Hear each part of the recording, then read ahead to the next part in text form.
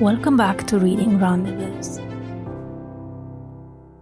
Today's episode is for all the readers who have fallen completely in love with a fictional world, only to stop for a moment and realize that surviving there would actually be impossible. Because honestly, reading about dragons, dystopian governments, magical wars, political chaos, and terrifying survival games is very fun from the comfort of your bed with a coffee. Living through it, completely different story. Now, some of the books we're talking about today are worlds I would absolutely visit for maybe an afternoon, with supervision and a guaranteed exit strategy. Others, I generally think I would last less than a day. So, today we're going through some fictional worlds I completely loved reading about, but realistically would never survive in. And honestly, the more I planned this episode, the more I realized that most of my favorite books are actually horrible places to live. Which probably says something about me, but we're not going to unpack that today. So let's start with a world where your chances of survival are already low before the story even properly begins.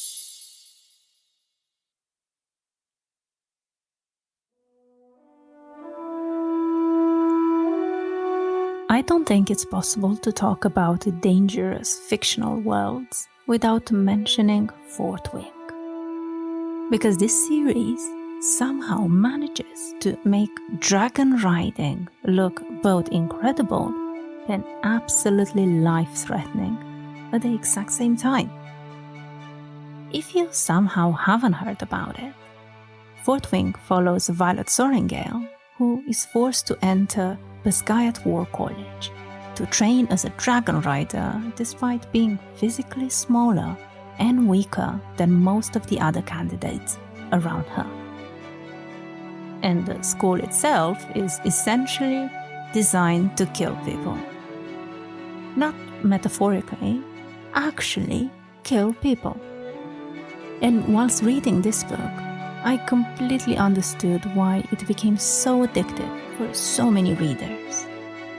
The pacing is incredibly fast, the stakes are constantly high, and the world feels very immersive without becoming too complicated.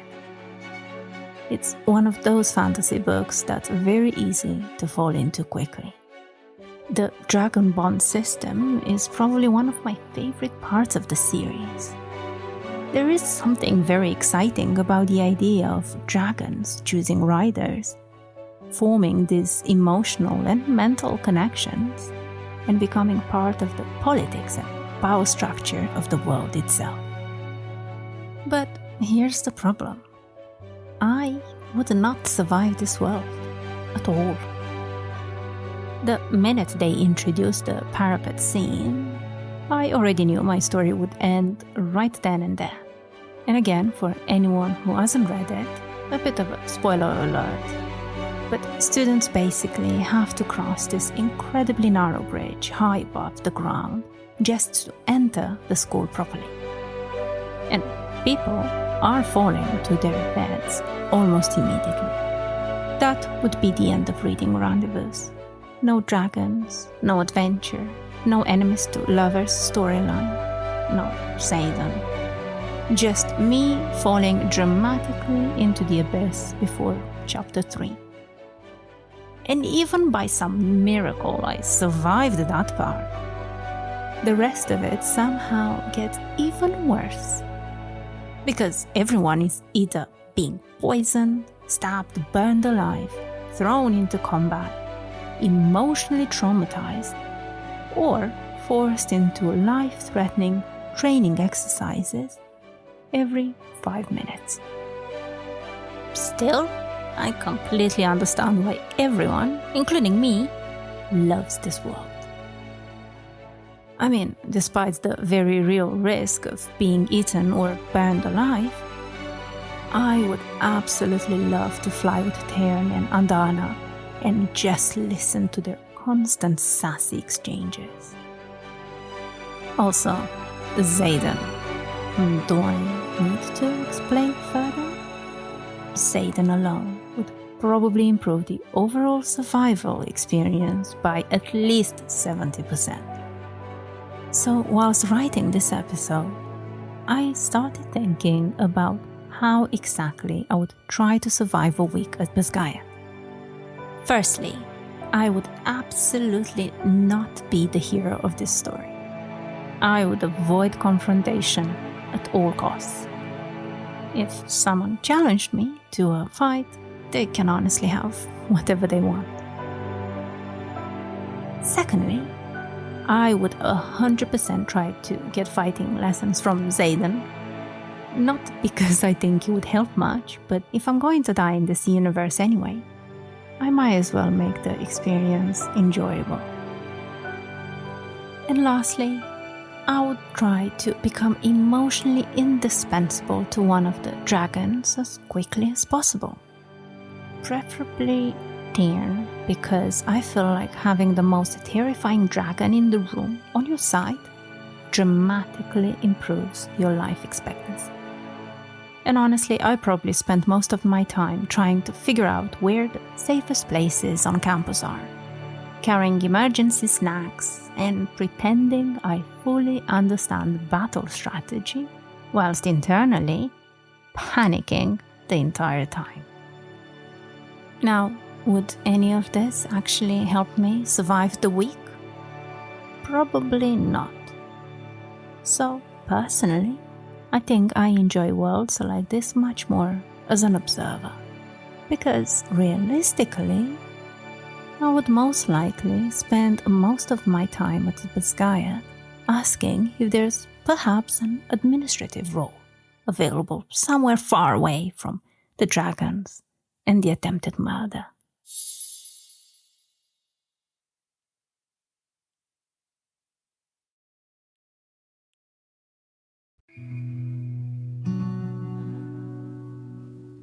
The next world on this list scares me more than any dragon, monster, or survival game ever could. And that's because the Handmaid's Tale does not feel far away from reality.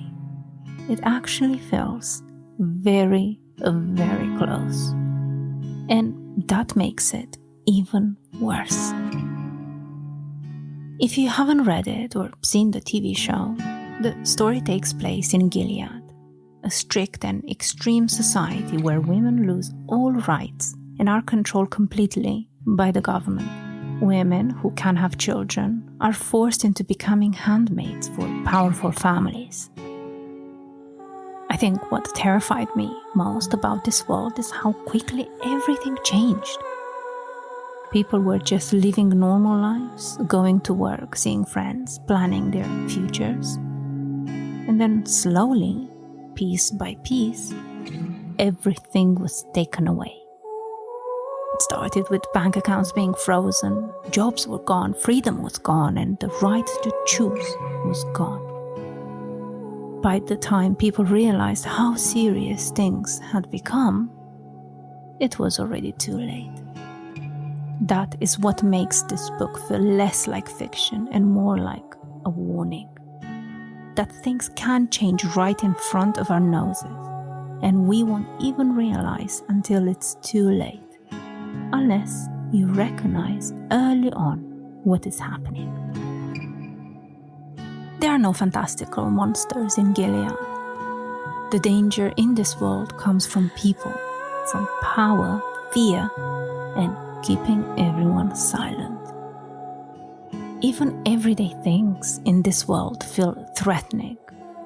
The way people speak to each other carefully, the way everyone watches what they say, the feeling that one wrong word could destroy your entire life.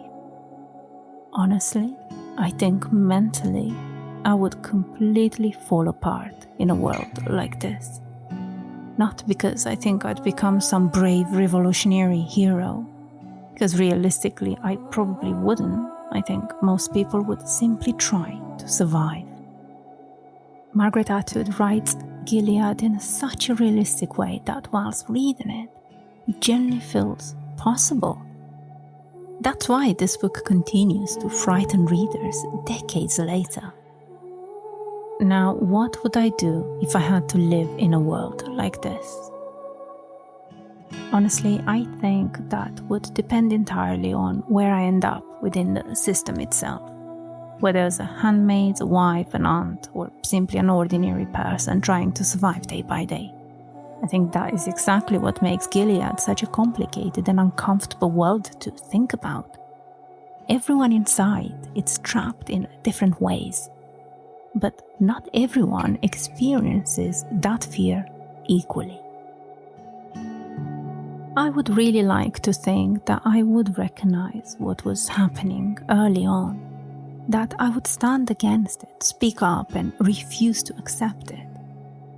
But realistically, I think survival and fear changes people. And I think most ordinary people, including myself, would probably spend a lot of time simply trying to stay safe, protect the people they love, and avoid becoming targets themselves. To me, that's one of the hardest parts of this story. It forced me to ask many uncomfortable questions about myself. Would I resist? Would I stay silent? Would I convince myself that things were not that bad at first?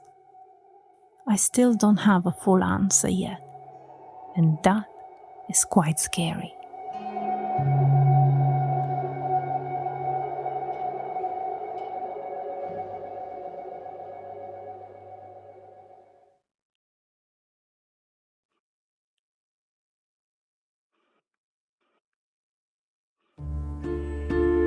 Now, after spending time in Gilead, I think we desperately need to escape somewhere slightly less emotionally horrifying. What better place than Hogwarts? Because experiencing this world as a child, it felt magical and extraordinary. Now, as an adult, I have concerns. Now, don't get me wrong, I absolutely love this world. I grew up with it, and I still, to this day, do a Harry Potter marathon almost every December. I genuinely think the wizarding world in Harry Potter is one of the most immersive and comforting fictional worlds ever created. The moving staircases, the candles floating above the Great Hall, the train rides, the cozy common rooms, the idea of receiving your Hogwarts letter as a child. It all feels incredibly magical. Experiencing this through the eyes of a child, oh my god, there is nothing comparable. And part of me would still pack my bags immediately if I were to get that Hogwarts letter. But the older I get, the more I realize that Hogwarts is actually a complete safety nightmare. Because why were children constantly in life-threatening situations? Why was there a 3-headed dog inside the school or a giant snake living in the walls? And why was the Forbidden Forest apparently an acceptable place to send children for detention? Every single school year, something horrific happens. A troll enters the castle, students are petrified, dementors are flying around, even dragons appear. And people are just getting cursed left, right, and center. There is genuinely never one normal academic year at Hogwarts. And somehow, classes continue as usual. Like, imagine receiving the weekly Hogwarts newsletter as a parent. Good afternoon. Your child narrowly escaped death again. But great news, herbology is going very well. But I am not here to tear down a world I actually love. I'm just pointing out some of the madness. Now, would I survive it? Academically, absolutely. I wouldn't be anywhere else than in that massive library, reading anything and everything. Emotionally? No, absolutely not.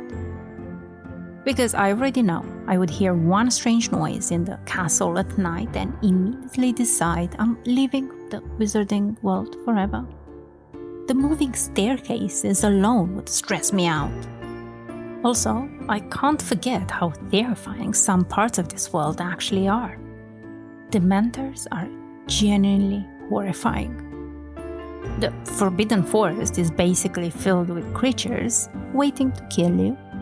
Even Quidditch, which everyone treats like a fun school sport, is absolutely insane when you think about it. Children flying hundreds of feet in the air at dangerous speeds whilst magical balls attempt to attack them. Absolutely not. Still, I have to admit that underneath all the chaos and the danger, Hogwarts somehow still feels comforting, and it feels like a place people want to belong to. Although personally, I think my best survival strategy at Hogwarts would simply be avoiding Harry Potter at all costs. Because wherever Harry goes, chaos follows shortly after.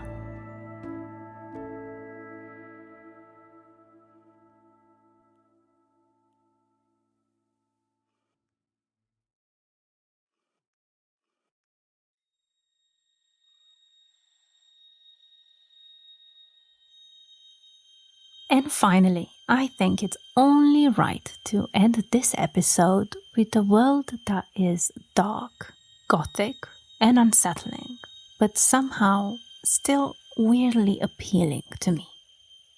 Let's travel to Dracula's world. Now, we already did a full episode on Dracula before, so I won't go too deeply into the full story itself. But this book definitely deserves a place on the list of worlds I would survive, or not. And that is because whilst reading it, the world feels constantly uncomfortable. There is this feeling of dread throughout the entire book.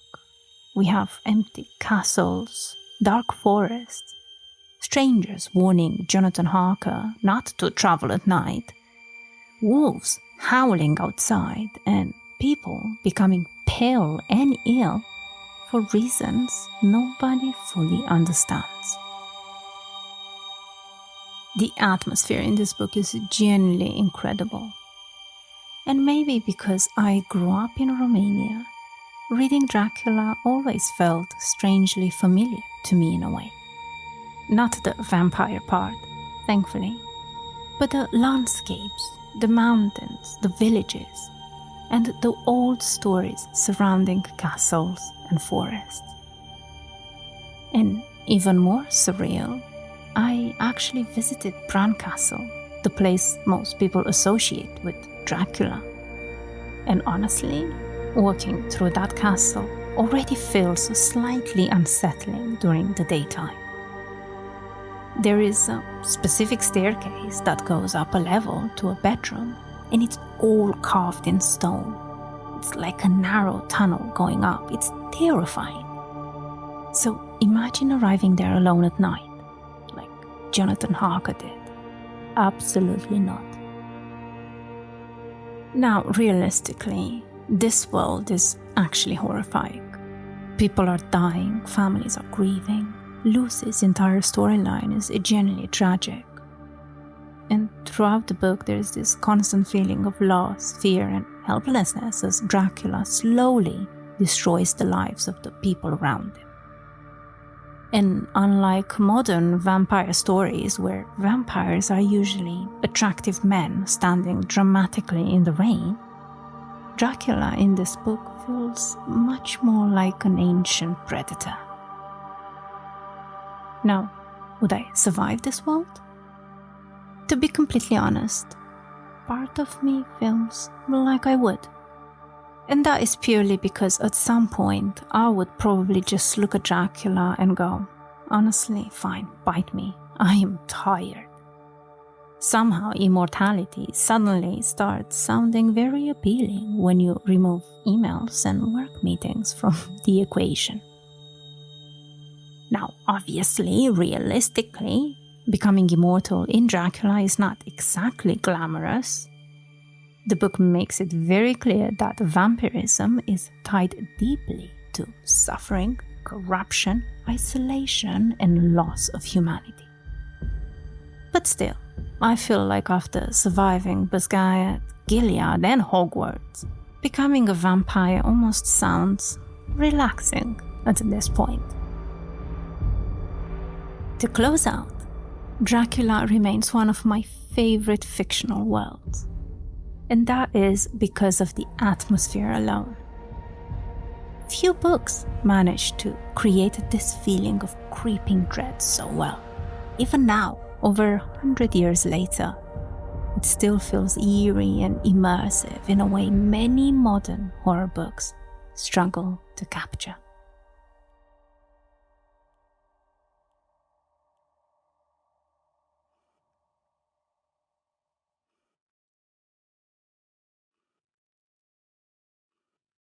After spending time in all these fictional worlds, one thing became very clear to me.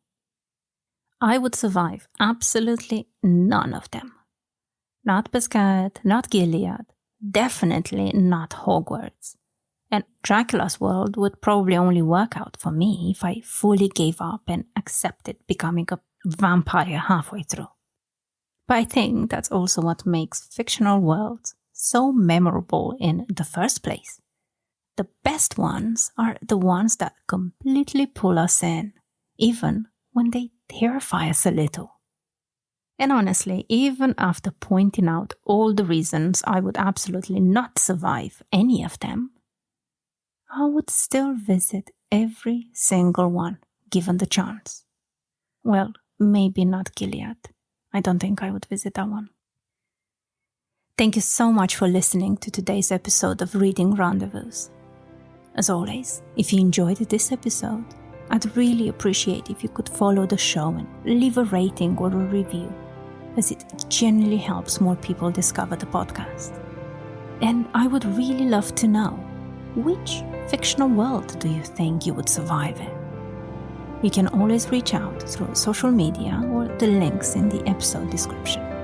Until next time, happy reading, and try not to get bitten by any vampires on the way home.